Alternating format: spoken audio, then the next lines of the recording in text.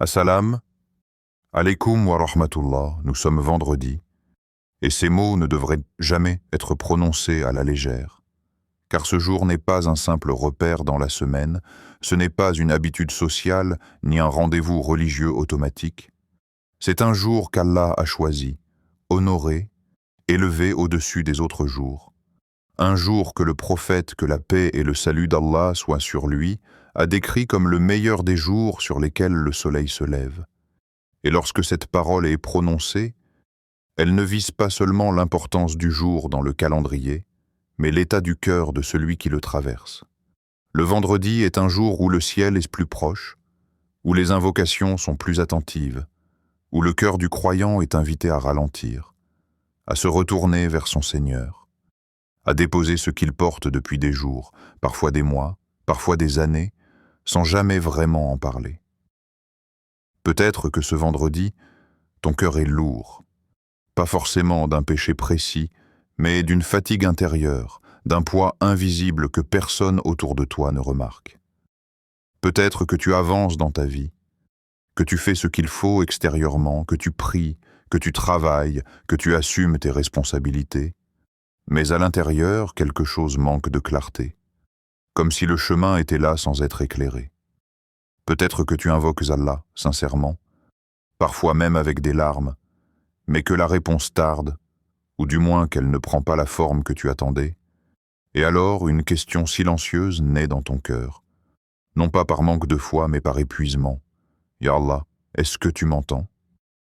Et si ce vendredi n'était pas simplement un jour de plus à traverser, mais un point de bascule invisible, un moment discret où Allah te rappelle que tout ne se joue pas dans ce que tu vois, mais dans ce que tu confies.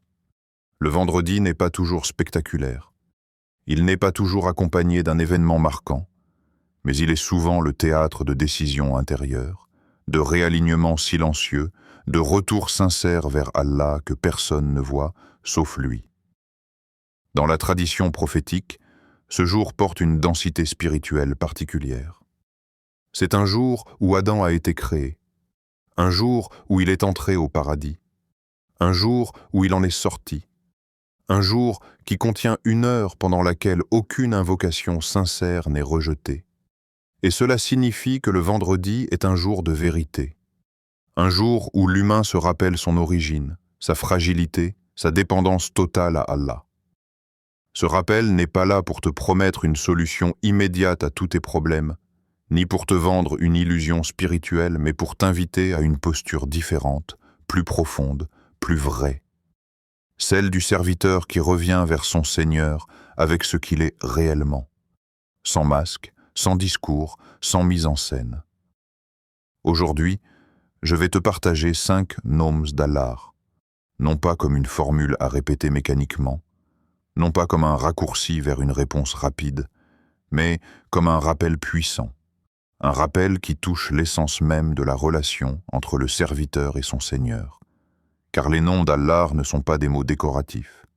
Ils sont des portes de connaissance, des miroirs dans lesquels le cœur apprend à se reconnaître. Chaque nom d'Allah révèle un attribut divin, et en même temps, il révèle un besoin humain. Lorsque tu invoques Allah par ses noms, tu ne fais pas que l'appeler, tu apprends aussi qui tu es face à lui, ce qui te manque, ce que tu cherches réellement. Te réaligner, ce n'est pas changer toute ta vie en un jour, c'est remettre Allah au centre là où, parfois sans t'en rendre compte, autre chose a pris sa place. La peur de l'avenir, l'obsession du résultat, la comparaison avec les autres, l'attente d'une reconnaissance qui ne vient pas. Te reconnecter à Allah, ce n'est pas multiplier les paroles, c'est retrouver une présence du cœur, une conscience que chaque souffle, chaque pas, chaque épreuve, chaque soulagement vient de lui. Et déposer ce qui pèse sur ton cœur ne signifie pas que tu n'agiras plus, ni que tu abandonneras tes responsabilités, mais que tu cesseras de porter seul ce qui n'a jamais été destiné à être porté par un cœur humain. Le vendredi est ce jour où Allah t'invite à poser ce fardeau, ne serait-ce qu'un instant, à reconnaître que tu es un serviteur avant d'être un gestionnaire de ta vie, que tu es dépendant avant d'être fort, que tu es fragile avant d'être capable. Ce rappel s'adresse à celui qui se sent bloqué sans comprendre pourquoi, à celle qui a l'impression de faire tout ce qu'il faut sans voir d'ouverture, à celui qui sourit extérieurement mais lutte intérieurement, à celle qui a perdu la paix même en accomplissant ses actes d'adoration. Il ne s'agit pas de te dire que ton effort est inutile, ni que ton invocation est ignorée, mais de t'inviter à une autre lecture de ce que tu vis. Parfois, Allah ne ferme pas une porte pour te punir. Il la ferme pour te réorienter. Parfois, il retarde une réponse non pas pour t'éloigner, mais pour approfondir ton lien avec lui. Le vendredi est un rappel hebdomadaire que la vie ne se résume pas à une suite de problèmes à résoudre, mais à une relation à nourrir. Et que lorsque cette relation s'approfondit, beaucoup de choses se réorganisent d'elles-mêmes, parfois sans bruit, parfois sans annonce. Reste attentif à ce rappel, non pas avec l'attente fébrile d'un changement immédiat, mais avec l'ouverture d'un cœur qui accepte d'être travaillé par la sagesse d'Allah. Car ce sont souvent les rappels qui ne promettent rien de spectaculaire, qui transforment le plus profondément la manière dont tu marches vers lui. Le vendredi n'est pas sacré par habitude, et cette précision est essentielle, car beaucoup de choses dans la pratique religieuse peuvent devenir mécaniques avec le temps, répétées sans être réellement habitées, accomplies sans être ressenties, alors que le vendredi, lui, ne tire pas sa valeur du regard des hommes ni d'une construction culturelle, mais d'un choix divin. C'est Allah qui a élevé ce jour au-dessus des autres, et lorsque le prophète, que la paix et le salut d'Allah soient sur lui, affirme que le meilleur jour sur lequel le soleil se lève est le vendredi, il ne s'agit pas d'une simple information, mais d'une invitation à revoir notre rapport au temps, à comprendre que tous les jours ne se valent pas spirituellement, et que certains moments sont chargés d'une densité invisible que seul le cœur éveillé peut percevoir. Le vendredi est un jour qui porte en lui l'histoire de l'humanité tout entière, car c'est le jour où Adam alayhi salam a été créé, façonné de la terre par la sagesse d'Allah, recevant le souffle divin, symbole de la dignité accordée à l'être humain. C'est aussi le jour où Adam est entré au paradis, vivant la proximité, la paix, l'harmonie, avant d'en sortir par sagesse divine, rappelant que la vie sur terre n'est pas une punition aveugle, mais une étape, un retour temporaire, un chemin vers quelque chose de plus grand. Ainsi, chaque vendredi porte en lui cette mémoire spirituelle. Nous venons d'Allah, nous marchons vers lui, et entre les deux, il y a des choix, des épreuves, des chutes, des retours. Le vendredi est donc un jour de retour, pas seulement physique vers la mosquée, mais intérieur vers l'essentiel, vers ce que le cœur sait mais que le bruit du quotidien fait parfois oublier. Dans ce jour, il y a une sagesse particulière. Les cœurs sont plus réceptifs, non parce que les problèmes disparaissent, mais parce que l'âme est invitée à se souvenir de sa véritable destination. Les savants ont souvent rappelé que le vendredi est un jour où les invocations ont une place particulière, où une heure existe pendant laquelle aucune demande sincère n'est rejetée, et cette réalité devrait transformer la manière dont nous vivons ce jour, car elle nous enseigne que le temps n'est pas seulement une succession d'heures, mais un espace spirituel où Allah accorde des ouvertures spécifiques à ceux qui les cherchent avec sincérité. Le vendredi est un jour où Allah appelle son serviteur à faire une pause intérieure, une pause qui ne consiste pas simplement à s'arrêter de travailler ou à changer de rythme extérieur, mais à suspendre un instant les préoccupations, les calculs, les peurs, pour se rappeler que la vie ne repose pas uniquement sur ce que l'on maîtrise. Cette pause intérieure est souvent difficile, car elle oblige à faire face à soi-même, à reconnaître ses fatigues, ses doutes, ses attentes non comblées, mais c'est précisément pour cela que le vendredi est un jour de miséricorde. Car Allah ne demande pas au cœur d'être parfait, il lui demande d'être présent. Le vendredi agit comme un miroir spirituel. Il révèle ce que la semaine a accumulé dans l'âme, parfois de la gratitude, parfois de la lassitude, parfois une foi affaiblie par les épreuves, parfois une confiance renforcée par des bienfaits discrets. Ce jour rappelle aussi que l'homme n'est pas autosuffisant, qu'il a été créé avec un besoin fondamental de reliance, et que cette reliance trouve son point culminant dans les moments qu'Allah a honorés. Lorsque le croyant comprend cela, le vendredi cesse d'être un simple rendez-vous hebdomadaire et devient un repère intérieur, un moment où l'on réajuste sa direction, même subtilement. Il ne s'agit pas toujours de grandes décisions, mais parfois d'un simple changement de regard. Accepter que certaines réponses tardent, reconnaître que certaines portes restent fermées pour une sagesse qui dépasse notre compréhension immédiate, admettre que la paix du cœur n'est pas toujours liée à la résolution des problèmes, mais à la qualité de la relation avec Allah. Le vendredi enseigne que le retour vers Allah est toujours possible, quelle que soit la distance que l'on croit avoir parcourue. Car si Adam a chuté puis a été pardonné, si l'humanité a commencé par une erreur suivie d'un retour sincère, alors chaque vendredi porte en lui ce rappel silencieux. La porte du retour n'est jamais fermée. Ce jour nous apprend aussi que la vie spirituelle n'est pas une ligne droite, mais un mouvement constant entre l'oubli et le rappel, entre la dispersion et la recentralisation, et que le vendredi est l'un de ces moments où Allah facilite ce mouvement de retour, non par contrainte, mais par miséricorde. Ainsi, lorsque le croyant accueille le vendredi avec conscience, il ne cherche pas seulement à accomplir des actes, mais à habiter ce jour, à le laisser agir sur son cœur, à se tenir intérieurement devant Allah avec humilité, reconnaissant que tout commence par lui et retourne vers lui. Le dhikr n'est pas une répétition mécanique destinée à remplir le silence ou à apaiser une conscience inquiète, et il est important de le rappeler, car beaucoup de cœurs sincères se fatiguent non pas d'invoquer Allah, mais de ne pas comprendre ce qui se joue réellement lorsqu'ils prononcent son nom. Invoquer Allah par ses noms n'est pas un rituel vide, ce n'est pas une succession de syllabes prononcées par habitude ou par crainte. C'est une orientation, une direction intérieure que le cœur prend consciemment ou inconsciemment. Le dhikr est comparable à une boussole. Il n'efface pas les obstacles du chemin, mais il empêche le cœur de se perdre. Lorsque le croyant répète un nom d'Allah, il ne cherche pas seulement une récompense, il cherche un réalignement. Car l'être humain se désoriente facilement, absorbé par les exigences de la vie, les attentes des autres, la pression du résultat, jusqu'à oublier ce pourquoi il a été créé.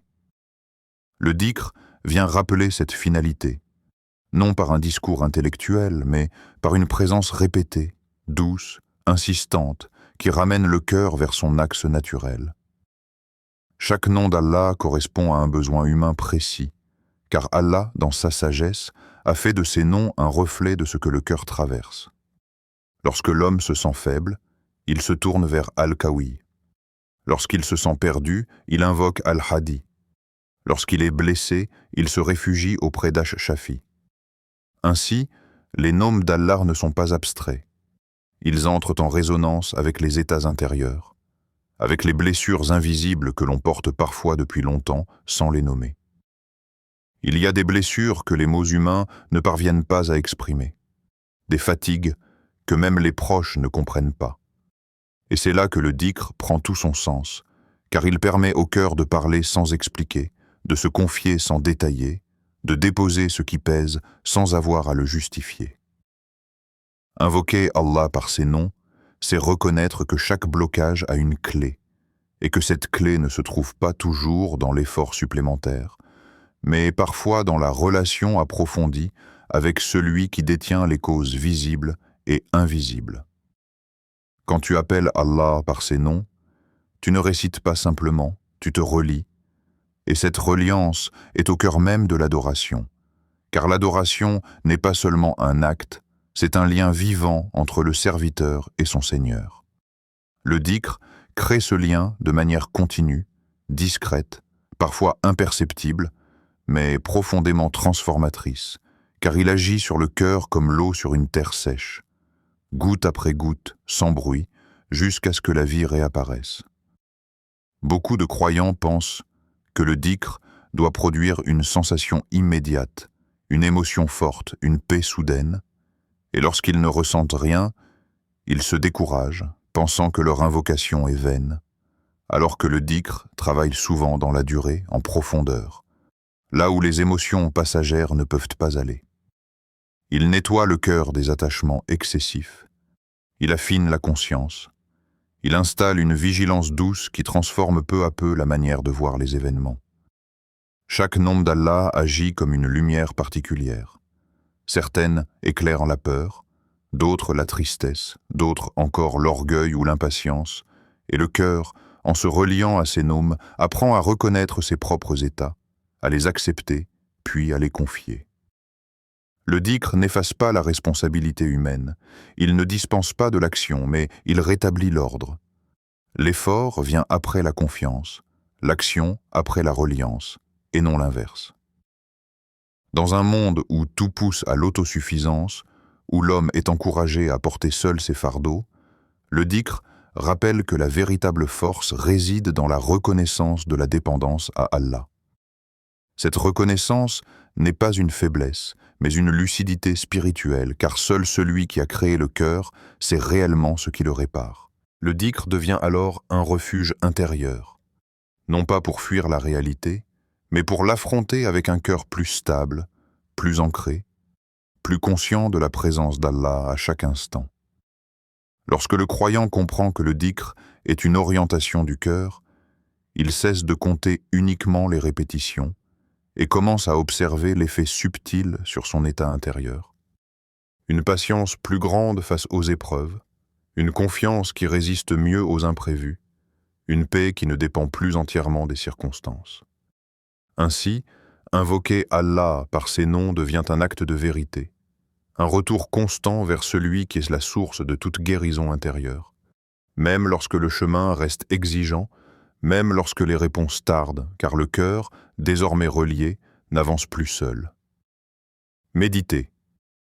Les noms d'Allah n'est pas un exercice intellectuel réservé aux savants, ni un rituel figé réservé à des moments précis, c'est une rencontre intérieure, une halte spirituelle où le cœur s'arrête pour écouter ce que chaque nom révèle sur Allah et sur lui-même. Ce vendredi, ces 5 noms ne sont pas proposés comme une liste à réciter, mais comme 5 portes ouvertes sur une compréhension plus profonde de ce que tu vis, car chaque nom d'Allah éclaire une zone particulière de l'existence humaine, souvent là où le serviteur se sent le plus démuni. Al-Fattar, celui qui ouvre, est le nom que le cœur appelle instinctivement lorsque tout semble fermé, lorsque les efforts se multiplient sans résultat visible, lorsque les chemins se brouillent au point de donner l'impression d'être coincé dans une situation sans issue. Invoquer Al-Fattar, ce n'est pas simplement demander une ouverture matérielle, c'est reconnaître que certaines portes ne s'ouvrent pas par la force, ni par l'insistance humaine, mais par la sagesse divine, et que parfois, Allah ferme volontairement certaines issues pour en préparer de plus vastes, plus sûres, plus conformes au bien réel du serviteur. Ce nom enseigne la patience active, celle qui continue d'agir tout en acceptant que l'ouverture ne dépend pas uniquement de l'effort, mais d'un décret parfaitement ajusté. Puis vient Al-Alim, celui qui sait, un nom qui apaise profondément le cœur inquiet, car l'une des plus grandes angoisses de l'être humain est de se sentir incompris, même par lui-même. Allah sait ce que tu caches derrière ton silence, ce que tu n'oses pas dire par pudeur, par peur ou par fatigue, et même ce que tu ne comprends pas encore dans ton propre cœur. Invoquer Al-Alim, c'est déposer l'illusion que tout doit être formulé clairement pour être entendu, c'est accepter que la science d'Allah englobe tes intentions floues, tes contradictions intérieures, tes luttes silencieuses. Rien dans ta vie n'est ignoré par lui, ni les larmes que tu retiens, ni les combats que tu mènes loin des regards, ni les questions qui te traversent sans trouver de réponse immédiate. Ce nom restaure la confiance dans les moments où le doute s'installe, car il rappelle que l'inconnu pour toi n'est jamais inconnu pour Allah. Al-Latif, le subtil, le doux, est peut-être l'un des noms les plus apaisants pour le cœur éprouvé. car il révèle une manière d'agir d'Allah qui échappe souvent à notre impatience. Allah agit parfois sans bruit, sans signe spectaculaire, sans bouleversement visible, mais toujours avec une sagesse parfaite. Ce que tu interprètes comme un retard, un silence ou une attente interminable est parfois une protection discrète, une miséricorde cachée qui te préserve d'un mal que tu ne vois pas encore. Al-Latif enseigne que la douceur d'Allah ne se manifeste pas toujours par une réponse immédiate, mais souvent par un chemin détourné, une épreuve allégée, une issue différée qui arrive au moment le plus juste. Méditer ce nom, c'est apprendre à faire confiance à l'invisible, à accepter que tout ne se comprend pas sur le moment, et que la sagesse divine dépasse largement notre perception limitée du temps et des causes. Al-Wakil, celui à qui l'on confie toutes ses affaires, est un nom de libération intérieure, car il s'attaque directement à l'une des sources majeures de l'angoisse humaine, le besoin de tout contrôler. Lorsque tu dis « Ya Wakil », tu affirmes que tu ne portes plus seul ce fardeau, que tu reconnais tes limites sans renoncer à l'effort, que tu acceptes de remettre l'issue entre les mains de celui qui maîtrise parfaitement chaque détail. Le tawakkul n'efface pas l'action, il enlève l'angoisse qui l'accompagne, cette tension constante qui épuise le cœur avant même que l'épreuve ne soit résolue. Invoquer Al-Wakil, c'est passer d'une posture de contrôle à une posture de confiance, c'est agir sans se consumer intérieurement, c'est avancer tout en sachant que le résultat ne dépend pas entièrement de toi. Enfin, As-Salam, la source de la paix, rappelle une vérité souvent oubliée.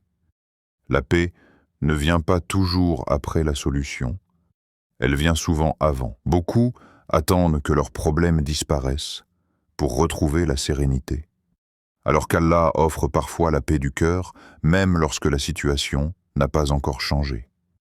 As-Salam apaise le cœur au milieu de l'incertitude.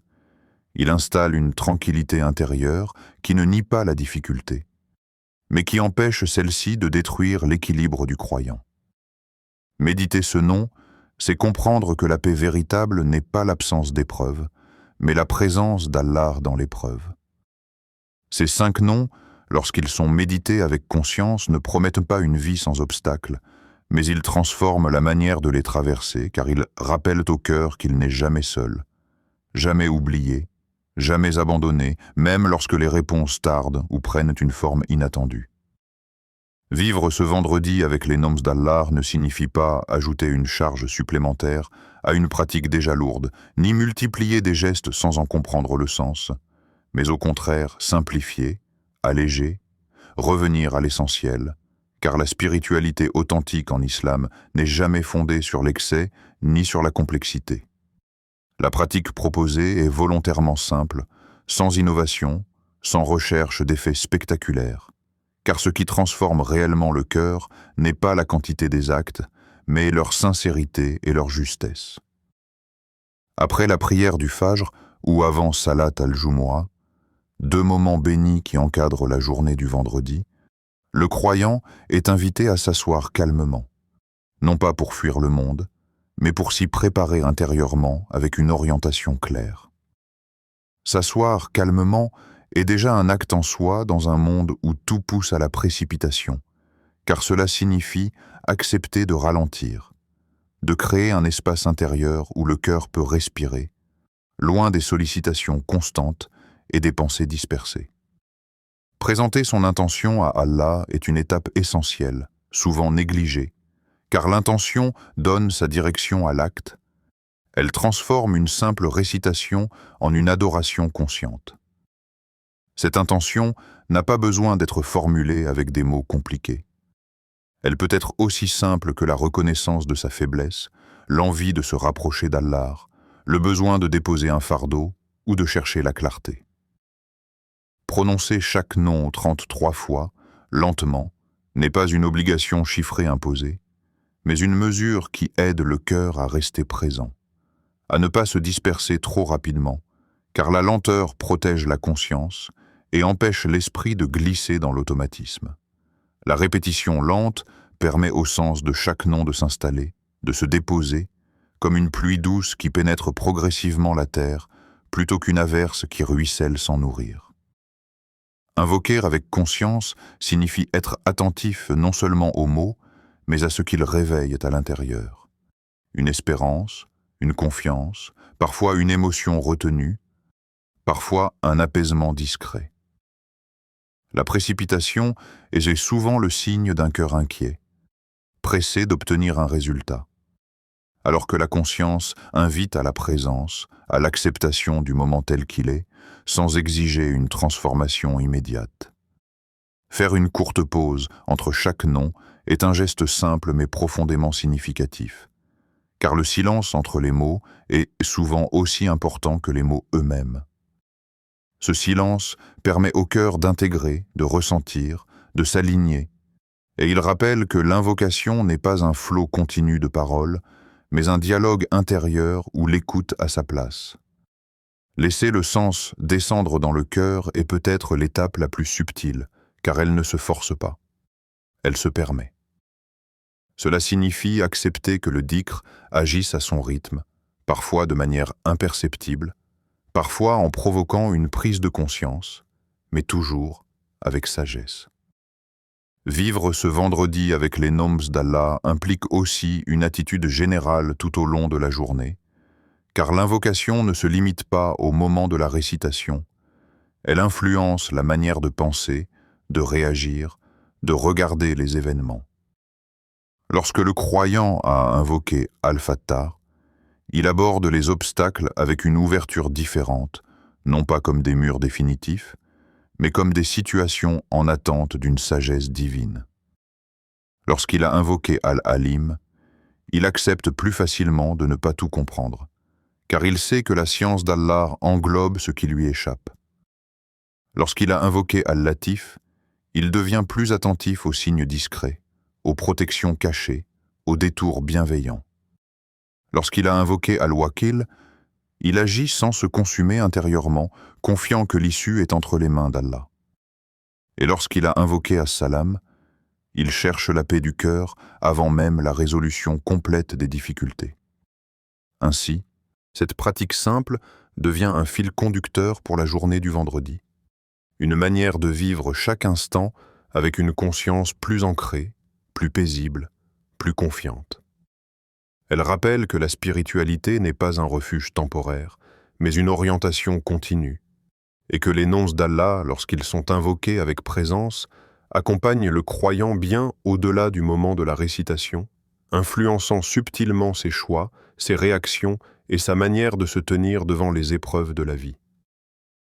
Il est très important de s'arrêter ici, car beaucoup de rappels spirituels échouent non pas à cause de leur contenu, mais à cause de l'état d'esprit avec lequel ils sont reçus. Ce rappel n'est pas une garantie immédiate, et il est nécessaire de le dire clairement, sans détour, sans embellissement. Il ne s'agit pas d'une promesse de résultat instantané, ni d'un raccourci vers une vie sans épreuve. Celui qui entre dans l'invocation avec l'exigence d'un changement rapide risque de repartir avec une déception inutile, non parce qu'Allah n'a pas répondu, mais parce que le cœur était mal orienté. Ce rappel est avant tout une réorientation, un réalignement intérieur, un retour à une posture juste devant Allah. Il s'agit de replacer le cœur là où il doit être, non pas dans l'attente fébrile d'un signe, mais dans la confiance tranquille en celui qui sait mieux que nous ce qui est bon pour nous. La soumission confiante ne signifie pas la résignation passive, elle signifie reconnaître que l'intelligence humaine, aussi sincère soit-elle, reste limitée, alors que la sagesse divine ne l'est pas. Être présent sincèrement devant Allah, c'est accepter de se tenir là, avec ses questions sans réponse, ses efforts incomplets, ses invocations parfois maladroites, sans chercher à les embellir. Allah répond toujours, mais sa réponse n'est pas enfermée dans nos attentes. Parfois, il change la situation, et l'ouverture est visible, claire, presque immédiate.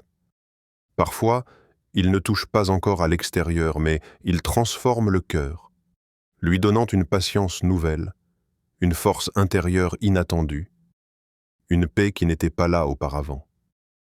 Et parfois, Allah prépare quelque chose de bien plus grand que ce que tu demandes, quelque chose que ton regard actuel ne peut pas encore saisir. Beaucoup de souffrances viennent du décalage entre ce que nous voulons maintenant et ce qu'Allah prépare pour plus tard. L'état d'esprit juste consiste à accepter que le temps d'Allah n'est pas le nôtre, et que son silence apparent n'est jamais une absence. Adopter cet état d'esprit, c'est aussi accepter que la foi ne se mesure pas uniquement au moment d'apaisement, mais à la manière dont le cœur se tient lorsque les choses ne bougent pas encore. La sincérité n'est pas toujours calme, elle peut être traversée de doutes, de fatigue, de lassitude, mais tant que le cœur continue de se tourner vers Allah, même faiblement, même sans mots, il est sur le bon chemin. Ce rappel t'invite à déposer l'impatience, à relâcher la pression intérieure, à cesser de surveiller chaque signe comme une preuve, pour plutôt approfondir ta relation avec Allah comme une fin en soi. Car lorsque la relation devient plus forte, les réponses trouvent leur place, parfois autrement, parfois plus tard, mais toujours avec une sagesse parfaite. Allah dit dans le Coran, « Et quiconque place sa confiance en Allah, il lui suffit. » Ce verset n'est pas poétique. Il n'est pas là pour embellir un discours spirituel ou consoler superficiellement un cœur éprouvé. C'est une réalité spirituelle profonde, une loi invisible qui régit la relation entre le serviteur et son Seigneur. Dire qu'Allah suffit ne signifie pas que les épreuves disparaissent, ni que la vie devient simple, mais que le cœur qui s'appuie réellement sur Allah cesse de se fragmenter sous le poids des inquiétudes. Ce verset ne promet pas l'absence de difficultés, il promet une suffisance intérieure, une stabilité que rien d'autre ne peut offrir. Beaucoup cherchent cette suffisance dans les solutions humaines, dans les sécurités matérielles, dans les relations, dans la reconnaissance, mais tout cela reste fragile, changeant, conditionnel. Allah, lui, suffit même lorsque tout le reste vacille. Placer sa confiance en Allah, ce n'est pas prononcer une phrase, c'est adopter une posture intérieure qui transforme la manière de vivre chaque événement. Cela signifie avancer sans être paralysé par la peur de l'échec, agir sans être obsédé par le résultat, accepter sans se résigner. Ce verset rappelle que la véritable sécurité n'est pas l'absence de tempête, mais la certitude que le cœur est tenu par celui qui contrôle la tempête. Il invite aussi à une honnêteté profonde. Tant que le cœur place sa suffisance ailleurs qu'en Allah, il restera inquiet, instable, dépendant. Mais lorsque cette confiance devient réelle, même imparfaite, même fragile, elle agit comme un ancrage. Le cœur peut vaciller, douter, se fatiguer, mais il ne s'effondre plus de la même manière. Cette suffisance divine ne se ressent pas toujours immédiatement, elle s'installe avec le temps, à travers les épreuves, les attentes, les retards, et parfois les incompréhensions. Mais chaque fois que le serviteur revient vers Allah, même sans réponse claire, même sans solution visible, il expérimente une forme de soutien invisible, une présence qui empêche le désespoir de s'installer durablement. Ce verset est une invitation à déplacer le centre de gravité du cœur, à cesser de demander à la création ce qu'elle ne peut pas offrir, et à reconnaître qu'Allah suffit, même quand tout le reste semble insuffisant. Ce vendredi 30 janvier 2026, ne le laisse pas passer comme les autres. Non pas parce qu'il doit absolument être exceptionnel, mais parce qu'il peut être sincère. Même si tu ne fais qu'une seule chose, fais-la avec un cœur présent. Même si tu ne ressens rien de particulier, même si ton esprit est encore agité, même si tes questions restent sans réponse, prends un instant pour invoquer Allah avec vérité. Il n'est pas demandé d'en faire trop, ni de transformer radicalement ta journée, mais simplement de ne pas laisser ce vendredi glisser sans conscience. Écrire « Hasbi Allah wa ni'mal wakil » n'est pas un acte magique, c'est une déclaration intérieure, un rappel que tu choisis, même faiblement, de t'appuyer sur Allah. Chaque pas sincère vers Allah est déjà une ouverture, même si elle n'est pas visible immédiatement, même si elle se fait dans le silence. Le chemin vers Allah n'est pas toujours lumineux, mais il est toujours vivant pour celui qui avance avec honnêteté. Qu'Allah apaise ton cœur lorsqu'il est lourd, qu'il ouvre tes chemins lorsqu'ils semblent bloqués, et qu'il te rapproche du paradis, pas seulement par tes actes, mais par la sincérité de ton retour vers lui. Amin.